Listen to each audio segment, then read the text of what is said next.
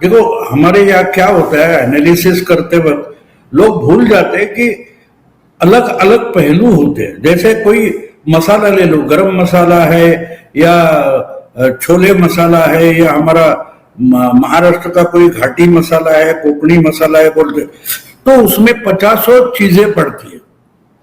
नहीं नहीं, ये दालचीनी का कारण इसका स्वाद ऐसा है, या तो लवंग के कारण है, ऐसा नहीं होता। वो सारे मसाले होते, उसका जो प्रमाण होता है, औसत होता है, वो कम ज्यादा होता है।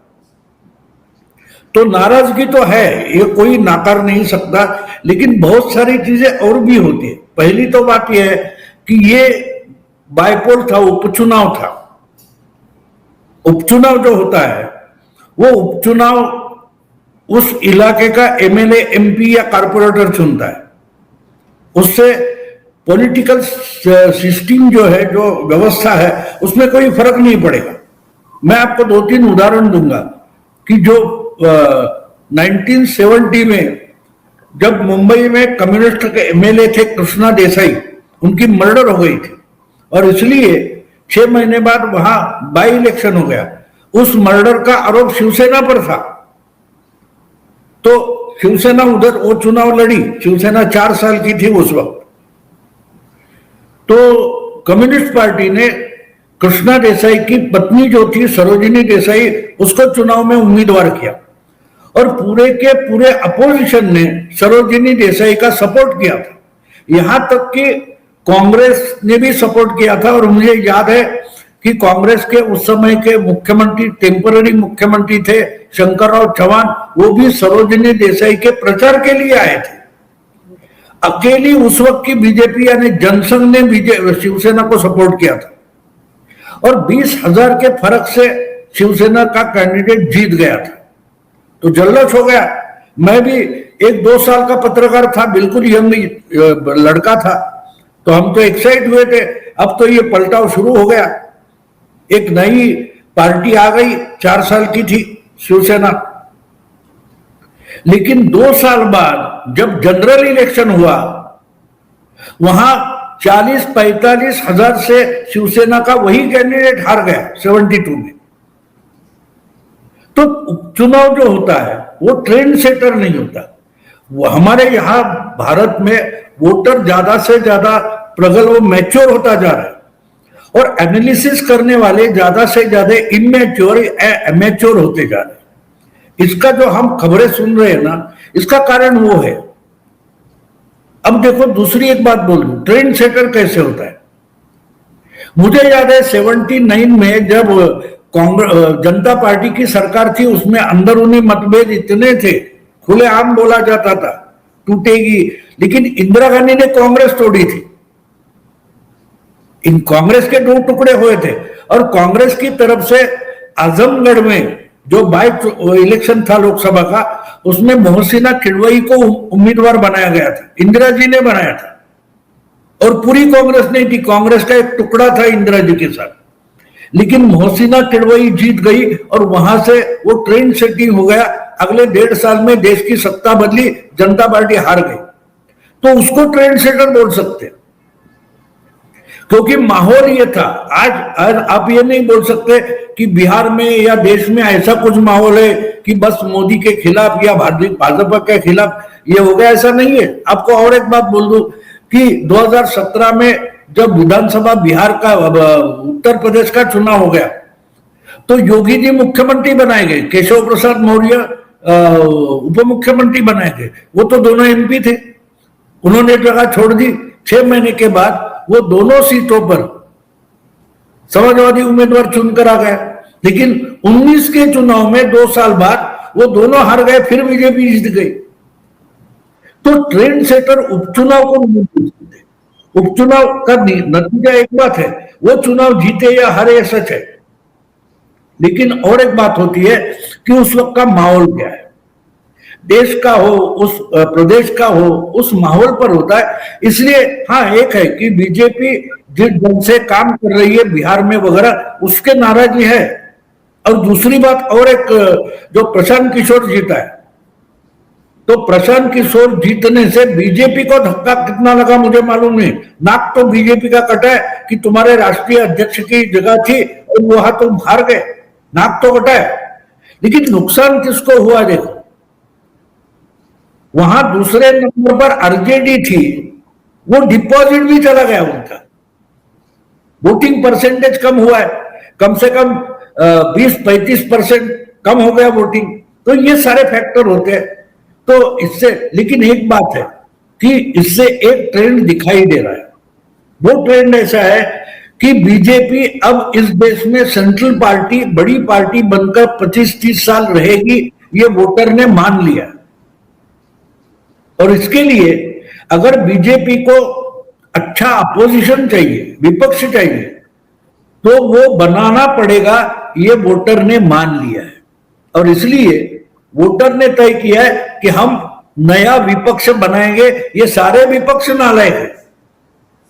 देखो, महाराष्ट्र में उद्धव की पार्टी, शरद पवार की पार्टी, पंजाब में अकाली, बंगाल, बिहार में आरजेडी, ये सब पार्टियां एक एक करके जा रही है।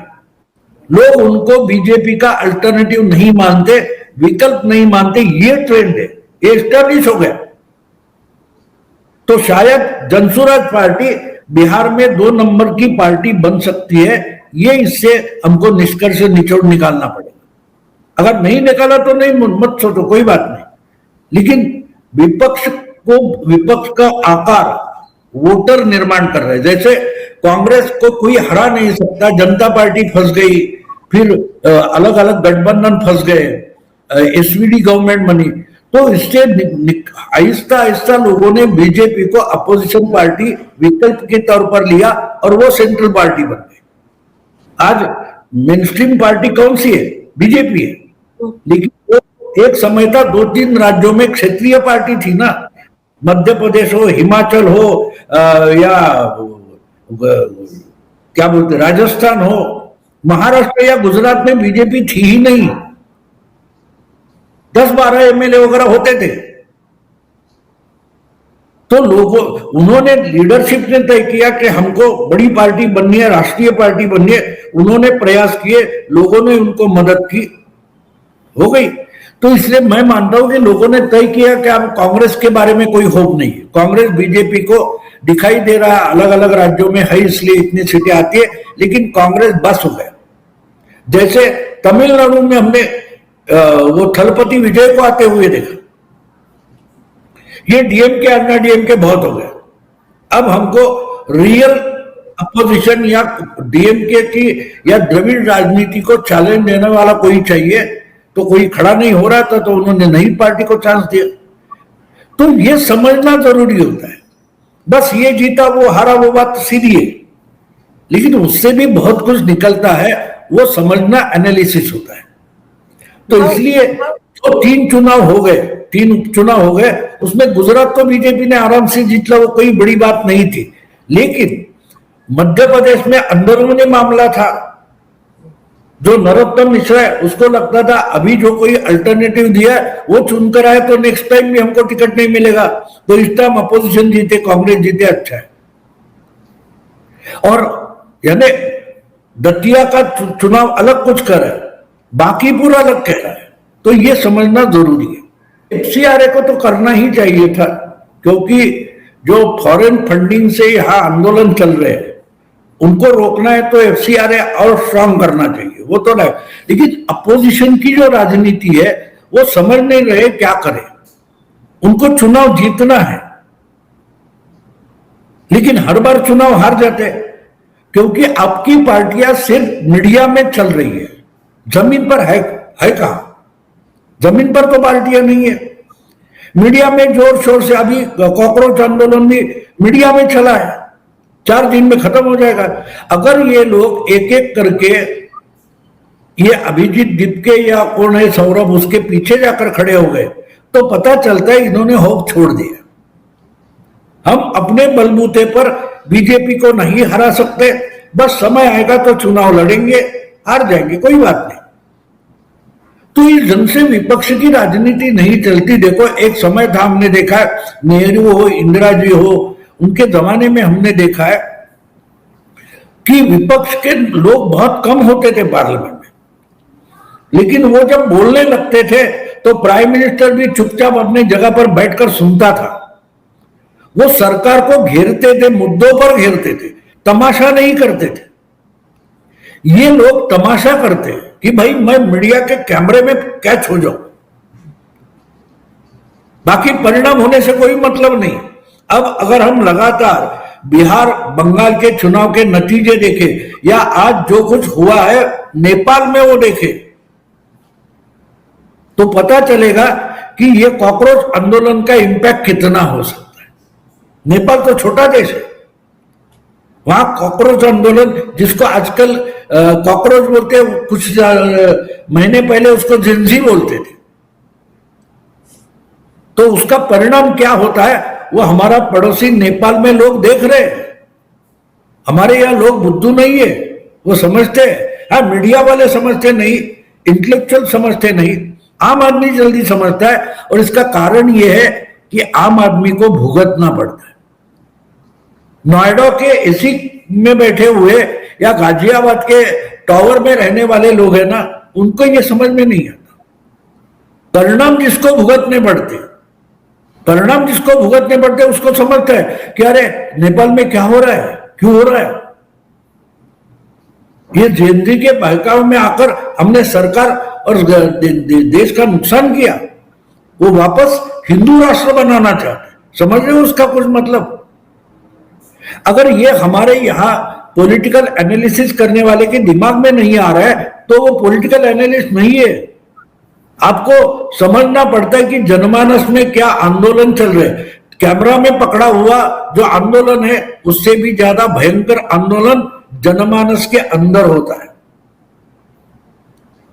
बिहार बंगाल में जो चल रहा था वो ना हमारा मीडिया पकड़ रहा था, ना ममता पकड़ रही थी, ना पॉलिटिशियन पकड़ रहे थे।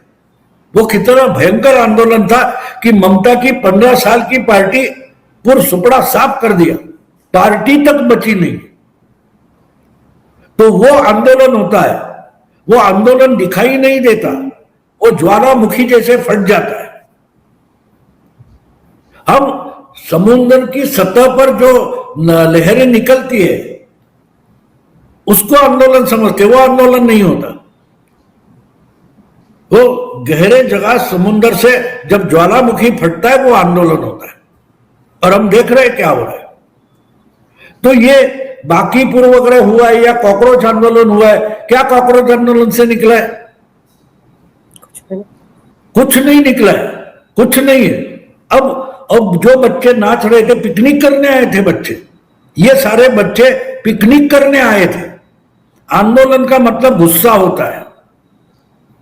और वो हिंसा दिखाने के लिए जो भाड़े का टट्टू लाए गए, जिन्होंने हिंसा की है, ऐसे कुछ 2800 लोगों पर एफआईआर दर्ज है।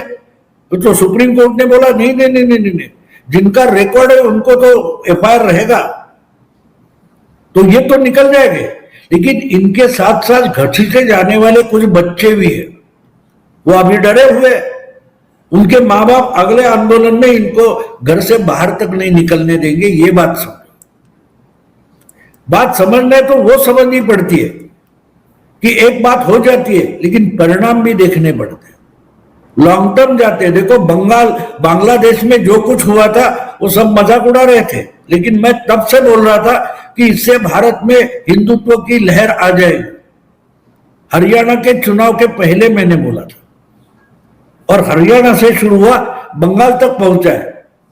अब सोचो जरा कि पूरे उत्तर प्रदेश से सटा हुआ नेपाल है, और वहां जो हिंदू मुस्लिम दंगे शुरू हुए वो ज्यादा से ज्यादा एरिया ये उत्तर प्रदेश की बॉर्डर से सटा हुआ है।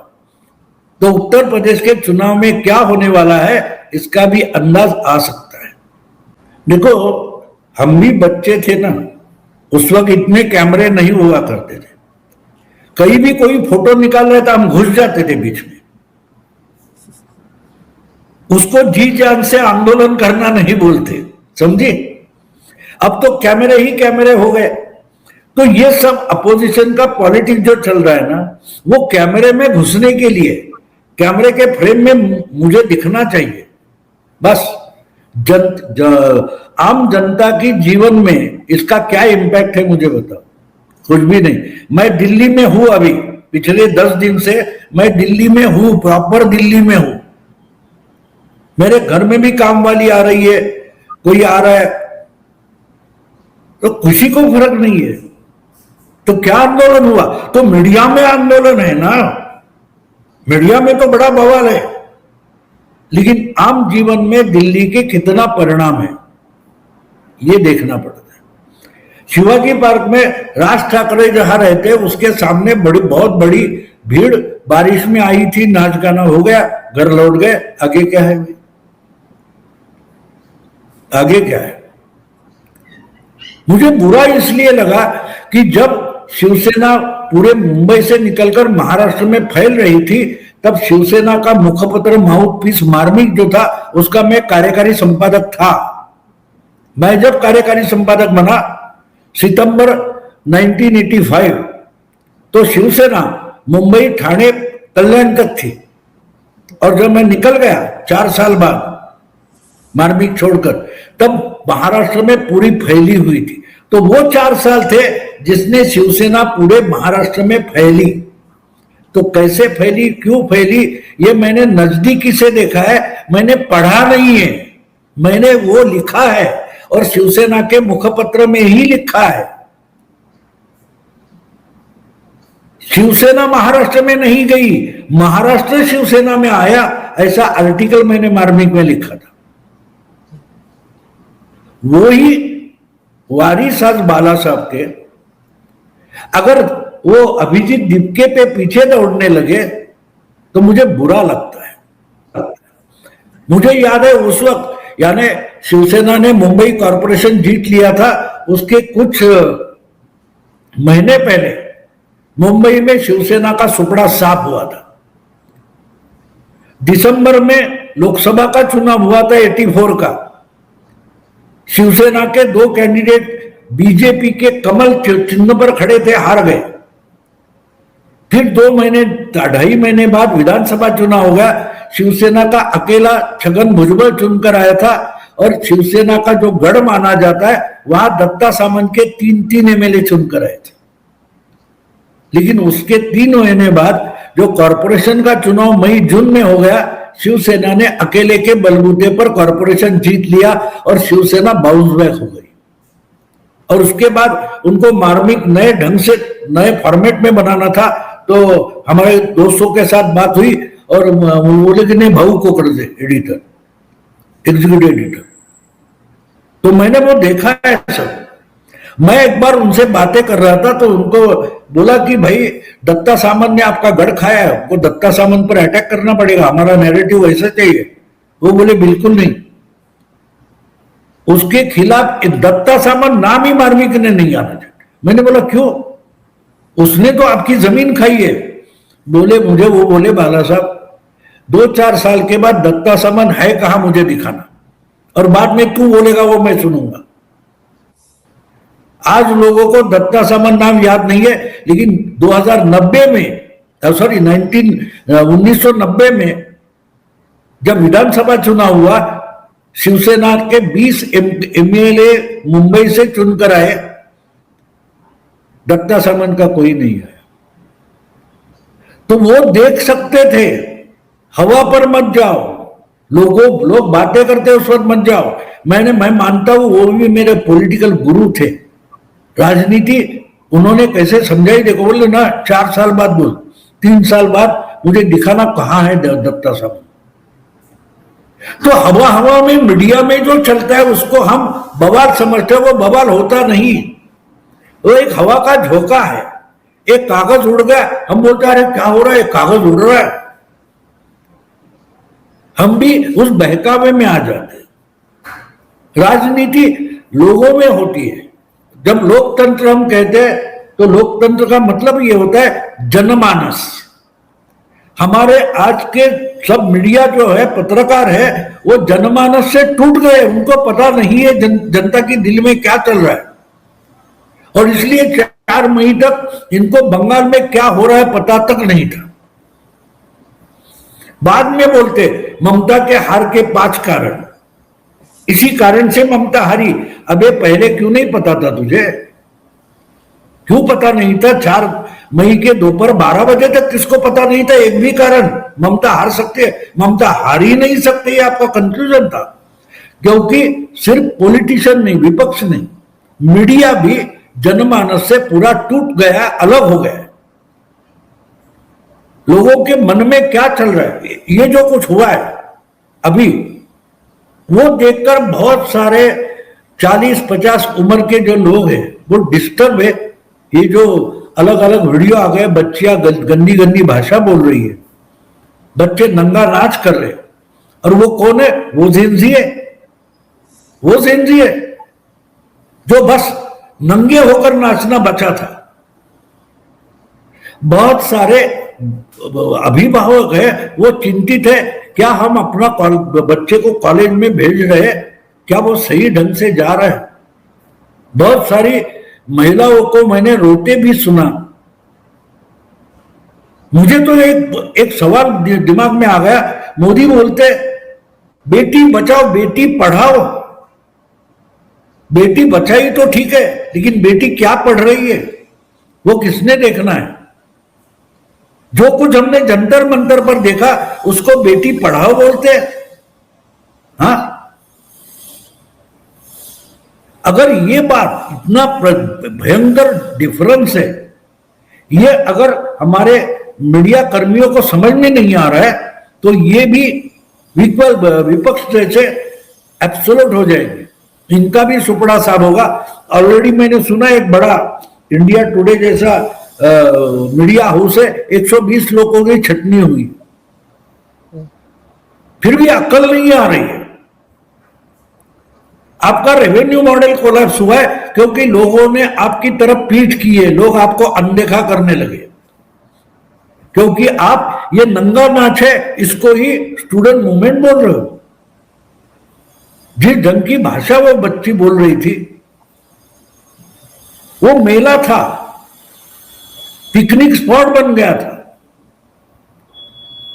कभी अन्याय होता है तो गुस्सा आता है, जल्लोष नहीं होता। जो चल रहा था वो जल्लोष था। आम जनता इसको जल्लोष मानती है। तो तुम अपनी भाषा में कुछ भी मीडिया में बातें करते रहो, लोग नहीं सुनेंगे, तो इसका परिणाम आ जाता है।